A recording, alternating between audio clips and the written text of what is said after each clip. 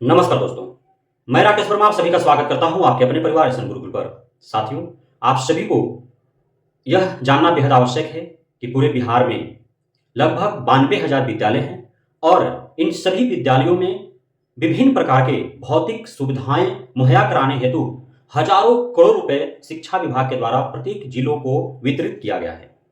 ये पैसे कितने हैं, कितने खर्च हो रहे हैं, खर्च नहीं करने वालों पर क्या कार्रवाई हो रहा है, ये जो पैसा आ रहे हैं किन किन मदों में खर्च हो रहे हैं, किन किन सुविधाओं को मुहैया कराने में खर्च हो रहे हैं, कौन कौन से साधन और संसाधन उपलब्ध कराए जा रहे हैं। साथियों, आप सभी देख पा रहे होंगे आपके भी गांव या मोहल्ले में सरकारी विद्यालय होगा और कोई ऐसा बिहार का विद्यालय नहीं है जहां पर कुछ न कुछ कार्य नहीं हो रहे हों, प्रत्येक जगहों पर कार्य हो रहे हों। इतने पैसे शिक्षा विभाग के द्वारा जिला को दिया गया है कि नहीं काम कराएगा तो पैसा बच जाएगा और पैसा बच जाएगा तो उस जिला का डीपीओ स्थापना को डायरेक्ट सस्पेंड कर दिया जाएगा। दो घटना है पूरे बिहार भर के, एक पूर्णिया जिला का, एक मुजफ्फरपुर जिला का। दोनों जिला के डीपीओ के द्वारा महज लगभग 4.25 करोड़ के आसपास रुपए खर्च नहीं किए जा चुके। इसके वजह से उन्हें सस्पेंड कर दिया गया।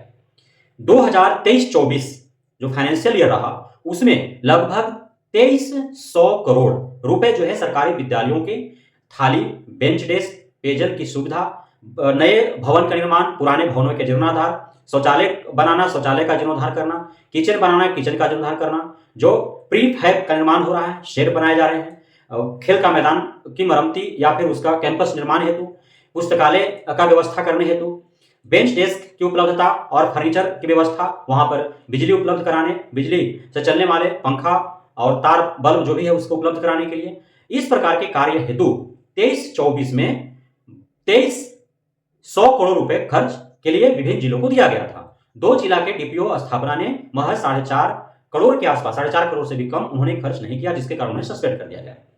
2024-25 जो फाइनेंशियल ईयर है इसमें 3000 करोड़ से भी अधिक रुपए जो है विभिन्न जिलों को दिए जा चुके हैं और एक साल के अंदर जो मैंने बताया जिन कार्यों में उन्हें खर्च कर देना है। यदि खर्च नहीं कर पाते हैं तो यदि पैसा लैप्स कर जाता है तो उन पे कार्रवाइयां होगी। अब यहां पे समझने वाली बात यह है कि आखिर क्यों दबाव बनाया जा रहा है कि जितना पैसा दिया जा रहा है वो पूरा का पूरा खर्च हो ही जाए। ऐसा भी तो हो सकता है कि जिस जिला में पैसा बच रहे हैं, लैप्स कर रहे हैं, वहां पे अब उस पैसे का कोई उपयोग ही ना रहा हो। ऐसा हो सकता है। या फिर अब हो क्या रहा है कि आप देख पा रहे हैं, मैंने कई वीडियो के माध्यम से आप सभी को यह अवगत कराया है और मुझे अवगत कराने से क्या होता है, आप सभी आपके जो गांव है, मोहल्ला है, जहां पे विद्यालय है, सरकारी विद्यालय है, वहां जो भी कार्य हो रहे हैं आप जा करके एक बार कभी भी काम हो रहा है उस आवर में और जा करके आप निरीक्षण कर ले स्वयं से, क्योंकि आपके गांव, आपके मोहल्ला में वो विद्यालय है, आपके गांव, आपके मोहल्ला, आपके समाज, आपके परिवार से बच्चे उस विद्यालय में पढ़ने जाते हैं, वो विद्यालय आपका संपत्ति है। इसलिए उसमें जो भी साधन संसाधन उपलब्ध कराए जा रहे हैं, जो कार्य हो रहे हैं वहां पे, उसका देख रेख की जिम्मेदारी आपकी भी बनती है। तो आप अवश्य वहां भ्रमण करें और घूमें। आपको देखने को मिलेगा कि जो जीर्णोद्धार का कार्य चल रहा है, चाहे वो शौचालय का हो, कार्यालय का हो, पुस्तकालय का हो, भोजनालय का हो, या जो भवन जिसमें कक्षाएं आयोजित होती हैं उसका हो, या फिर नया भवन का निर्माण हो रहा है, नया शौचालय बन रहा है, नया भोजनालय बन रहा है, नया पुस्तकालय बन रहा है, थाली आया है, बेंच डेस्क आया है, पेयजल की सुविधा उपलब्ध कराने हेतु जो टंकी यूज किए गए हैं, जो मोटर डाले गए हैं, या फिर जो प्री फैब का निर्माण हो रहा है, जो शेड बनाए जा रहे हैं, जो चारदीवारी का निर्माण हो रहा है, खेल के मैदान की जो मरम्मती हो रही है, जो कैंपस के निर्माण हो रहे हैं, जो फर्नीचर कार्यालय हेतु जो उपलब्ध कराए जा रहे हैं, इसमें कमियां कहां है। आप सभी जब देखेंगे आप एकदम अनुभव विहीन भी होंगे तो भी आपको समझ में आ जाएगा कि कमी कहां है। पानी टंकी आप जाकर के देखें, बिल्कुल ही लो क्वालिटी का आपको पानी टंकी मिलेगा। धूप के कारण वो पानी टंकी का जो मटेरियल है वह जो है चिपचिपा होगा और उसका अंश पानी में मिक्स होगा, जिसके कारण पानी में गंध आएगा, पानी वो बच्चे पिएंगे, बीमार पड़ेंगे। जो नल लगाया हुआ है वह बिल्कुल ही लो क्वालिटी का है, 2-4 महीने के अंदर ही बच्चे तोड़ फोड़ के उसको बराबर कर देंगे। अब मोटर अंदर डाला चुका है, पाइप जो है अंदर जा चुका है, अब वो आप देख नहीं पाएंगे कि कौन से ब्रांड का पाइप है, किस ब्रांड का जो है मोटर लगा हुआ है, कितने एचपी का लगा हुआ है, कितने थ्रेड का लगा हुआ है, आप नहीं जान पाएंगे। जो प्रीफैब का निर्माण हो रहा है, अब उसमें जो है जो सेट बन रहा है उसमें एकदम लो क्वालिटी के मटेरियल यूज हो रहे हैं और ऐसे बन रहे हैं जैसे गर्मी के दिनों में उसमें यदि बच्चे रहें तो वो सिंझ जाएंगे, इस प्रकार के वो बन रहे हैं। अब जो है जो मटेरियल यूज हो रहा है, चाहे वो भोजनालय हो, शौचालय हो, चाहे भवन के जीर्णोद्धार में जो मटेरियल यूज हो रहा है, जो निर्माण मटेरियल यूज हो रहा है, उसमें कौन सा गिट्टी, कौन सा सीमेंट, कौन सा रड, किस प्रकार के जो है बालू और कैसे किस रेशियो का मसाला बनाया जा रहा है उसमें, वो आपको ध्यान देने की आवश्यकता है। आप जाकर के देखें तो आपको सब कुछ समझ में आ जाएगा। जो फर्नीचर मुहैया कराया जा रहा है, चाहे वो छात्र छात्राओं के लिए बेंच डेस्क हो या फिर कार्यालय के लिए टेबल कुर्सी हो, आप जाकर के देखें कि किस प्रकार की गुणवत्तापूर्ण है, और जो थाली उपलब्ध कराए गए हैं उसको आप जाकर के देखें, आपको समझ में आ जाएगा। मैं दावे के साथ यह कह सकता हूं कि जितने भी अलग अलग चरण जो मैंने बताया कि क्या क्या किए जा रहे हैं, उन सभी में 60-40 का रेशियो है। मतलब यदि 1 लाख रुपए का बिलिंग हो रहा है तो 60,000 का ही कार्य धरातल पर हो रहे हैं, 40,000 रुपए का जो है नीचे से ऊपर तक बंदरबाट हो जा रहा है। इसलिए एसएसके के पाठक का सीधा मकसद है कि एक एक पाई जो जिलों को दिया गया वो खर्च होना चाहिए, लैप्स नहीं होना चाहिए। आ रहा है समझ में? तो इस प्रकार से पूरा लूट मचा हुआ है, पूरा घोटाला, जिसको हम महाघोटाला आप कह सकते हैं। 2023-24 में 2300 करोड़ रुपए और 2024-25 में 3000 करोड़ रुपए। आप बताइए इतना बड़ा रकम आखिर जा तो जा कहां रहा है?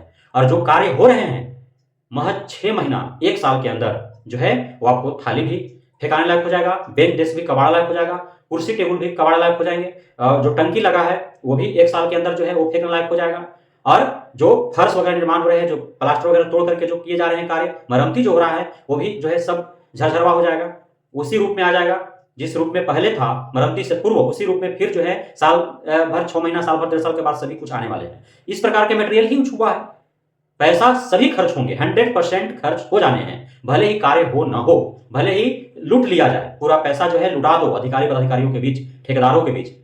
बिना टेंडर का एससीएसके के पाठक के द्वारा किस ग्राउंड पर आउटसोर्सिंग एजेंसियों को एक कार्य जो है दिया गया?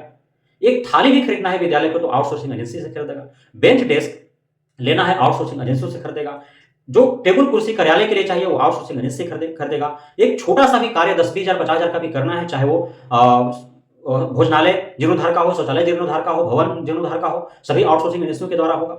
नए कार्य तो कराए जा रहे आउटसोर्सिंग एजेंसी के द्वारा। आउटसोर्सिंग एजेंसियों जो कार्य कर रहे हैं, आप जाएंगे और आपको यदि कमी दिखेगा और ठेकेदार से आप पूछेंगे, सीधा आपको कहेगा कि पूरे बिहार भर में जितने भी विभाग हैं उसमें सबसे अधिक करप्ट यदि कोई विभाग है तो वो शिक्षा विभाग है।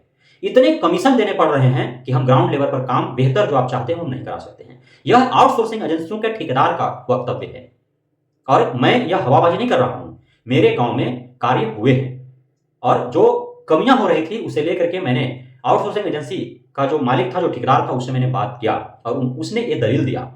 और यह बात सत्य इसलिए भी लगा क्योंकि हमारे विद्यालय के प्रधानाध्यापक जो कार्य कराए हैं उसका एमबी बुक इस वजह से नहीं कर रहा था डीओ या डीपीओ, चूंकि ए उसे का डिमांड नहीं पूरा कर रहे थे, जो वो मांग रहा था घूस वो ये नहीं दे पा रहे थे, इसलिए इनका एमबी बुक नहीं कर रहा था। तो इससे साफ जाहिर होता है कि जब विद्यालय के प्रधानाध्यापक यानी कि विभाग के व्यक्ति से जब विभाग का ही पदाधिकारी जब घूस मांग रहा है तो फिर आउटसोर्सिंग एजेंसियों का जो ठेकेदार है उससे तो और अधिक मांग रहा होगा, तो बात तो सत्य प्रतीत होता है। और शायद इसीलिए, और यह ऐसा नहीं है कि सिर्फ डीओ बीओ डीपीओ डीएम ही खा रहे हैं पैसा, यह पैसा एसीएस, यह पैसा जो भी अधिकारी शिक्षा विभाग के जो आला अधिकारी है उनसे होते हुए शिक्षा मंत्रालय के जो शिक्षा मंत्री या अन्य अधिकारी हैं या फिर मुख्यमंत्री तक भी पहुंच रहा होगा, ऐसा कहने में अतिशयोक्ति नहीं है। इसलिए कि एसएस के पाठक के द्वारा जो भी अमानवीय, जो भी असंवैधानिक, जो भी शोषित और प्रताड़ित, जो है द्वेषपूर्ण शत्रुतापूर्ण भाव से जो कार्रवाई किया जा रहा है शिक्षक शिक्षिकाओं छात्र छात्राओं के ऊपर, जानते हुए भी शिक्षा मंत्रालय और बिहार सरकार एकदम चुप्पी साधे हुए है, आंख मूंद के बैठे हुए हैं। तो ऐसा लगता है ये जो पैसा जा रहा है घोटाले का, वो पैसा चरम तक पहुंच रहा है, इस चरण से होते हुए चरम तक पहुंच रहा है। इसीलिए सभी मुक्त दर्शक बनकर के और देख रहे हैं। विश्वविद्यालय का स्थिति ऐसा है कि एसएसके के पाठक इस वर्ष तक टिक गया तो कई विश्वविद्यालय बंद होने के कगार पर होंगे, जैसा स्थिति है। पूरे विश्वविद्यालय के सारे जो खाता है वो फ्रीज कर दिया गया है, न वो पेंशन दे पाएंगे, न वेतन दे पाएंगे, नहीं परीक्षा कंडक्ट कर पाएंगे, नहीं अन्य कोई कार्य कर पाएंगे जहां पे वित्त की आवश्यकता होगी। और बिना वित्त का एक बीता भी बढ़ाना मुश्किल है, इसलिए विश्वविद्यालय के बंद के कारण पर। और यदि इसी प्रकार से शिक्षक शिक्षिकाओं को शोषित और प्रताड़ित किया गया विद्यालयों में, तो अभी आपको जान करके हैरत होगा कि टीआरई 1 में जितने योगदान दिए थे, अब मुश्किल से 60% योगदान दिए हुए शिक्षकों का 60 से 70% ही शिक्षक रह गए हैं। सिर्फ एक्सिस के पाठक के शोषण और प्रताड़ना के कारण छोड़ करके सब चले गए। टीआरई 2 में भी जितने योगदान हुआ, अब निरंतर जो है उसमें संख्या कमते हुए दिख रहा है। गर्मी के दिनों में जब छुट्टियां नहीं होंगी और जब बीमार पड़ने लगेंगे बच्चे बच्चियां शिक्षक शिक्षिकाएं, जब ठंड है, जिस प्रकार से जनवरी माह में ठंड के कारण मृत्यु हुआ उस प्रकार से गर्मी के कारण यदि मृत्यु होने लगेगा तो फिर और भी अधिक छोड़ करके चले जाएंगे लोग। और बावजूद इसके इतनी सारी घटनाएं घटने के बावजूद भी एससीएस के पाठक को कहीं से भी उनका जमीर नहीं जाग रहा है। उनके अंदर इंसानियत मर चुकी है। इतने निरंकुश, इतने निष्ठुर, इतने निर्मम, इतने निर्लज हो चुके हैं कि कोई सुधार नहीं कर पा रहे हैं, बल्कि और अधिक शोषित और प्रताड़ित कर रहे हैं। तो इन सभी के विरुद्ध बिगुल फीकने की आवश्यकता है। छात्र छात्राएं, अभिभावकगण, शिक्षक शिक्षिकाओं को सभी ने अवज्ञा आंदोलन प्रारंभ कर देने की आवश्यकता है। इसके लिए डंडा चलाने की आवश्यकता नहीं, इसके लिए चक्का जाम करने की आवश्यकता नहीं, इसके लिए कहीं जाने की आवश्यकता नहीं है। पहले जिस प्रकार से हड़ताल होती थी, हड़ताल पर सभी चले जाएं। छात्र छात्राएं भी हड़ताल पर चले जाएं, शिक्षक शिक्षिकाएं भी हड़ताल पर चले जाएं। 6 लाख लगभग जो है शिक्षक शिक्षिकाएं हैं पूरे बिहार भर में, 92,000 विद्यालय है और करोड़ों में छात्र छात्राएं हैं। कितनों को सस्पेंड करेगा और कितने पर कार्रवाई करेगा एससीएस के पाठक यदि पूरे प्लानिंग के साथ पूरे 92,000 विद्यालयों का यदि एक हफ्ता के लिए ताला बंद कर दिया जाए, कोई शिक्षक शिक्षिकाएं जा ही नहीं, तो एक ही बार क्या सब पर कार्रवाई कर देगा? बल्कि एससीएस के पाठक के ऊपर भी कार्रवाई करने को सरकार मजबूर हो जाएगी, चाहे जितना भी वो घूस खाया हो एससीएस के पाठक से। इसलिए इस प्रकार के कदम उठाए जाने की आवश्यकता अति सर्वत्र वर्जित। अब अति से अत्यंत हो रहा है, जिसका अंत आवश्यक है। बहुत बहुत धन्यवाद आप सभी शिक्षक साथियों का हमारे साथ जुड़े रहने के लिए, बढ़ने के लिए, हमें इतना नकार देने के लिए, अपने भरोसा बनाए रखने के लिए। जय हिंद।